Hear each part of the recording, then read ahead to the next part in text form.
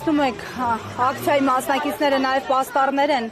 բերել իրենց հետ արժանապատիվ կեցություն Մայր Հայաստանում, վերադարձ Արցախ, վերադարձ արդարությանը, ոչ արտագաղթին նպաստող քաղաքականությանը 40+10 եւ բնակարանային ծրագիրը ձախողված Արցախցին անօթևան։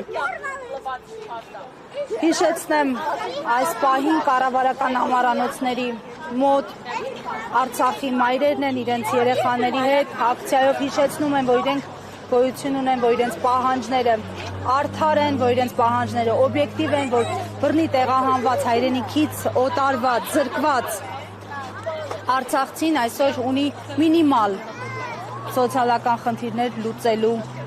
ուղղակի կարիք, որը պետք է հաշվի առնեն Հայաստանի իշխանությունները, քանի որ այդ պարտավորությունը ստանձնել են։